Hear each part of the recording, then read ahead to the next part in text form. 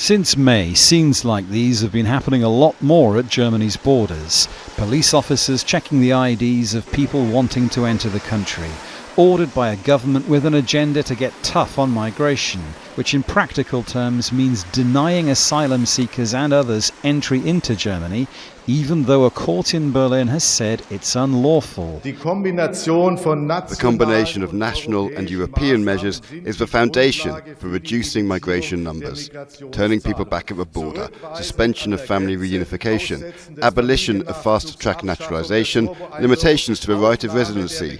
These are the visible signs that policy has changed in Germany. The policy shift has started, and it is working.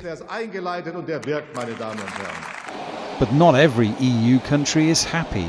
Poland reacted to the German border controls by instituting its own on their shared frontier. Concerned that decisions in Berlin might harm the EU's border-free Schengen zone. I wouldn't say it's the end of Schengen, but it really damages Schengen, and also symbolically speaking, I mean, it changes really many things. Poland also introduced border controls as a reaction, also, I mean, driven by the same kind of concerns in their electorate, I mean, the far right. Police officers admit they can't be everywhere. Alone in Germany, there are still large stretches where the border is open. At a recent conference in Berlin, the head of the EU's Frontex border agency told me member states might consider speeding up returns of failed asylum seekers.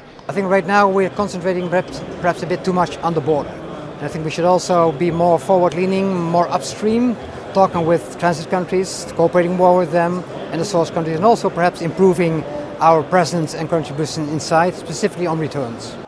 Because some figures suggest currently only 20% of asylum seekers in the EU whose claims are rejected are being returned to safe third countries.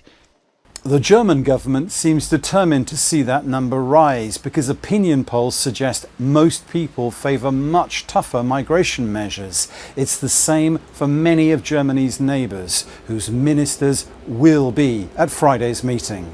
Dominic, Kane, Al Jazeera, Berlin. Make sure to subscribe to our channel to get the latest news from Al Jazeera.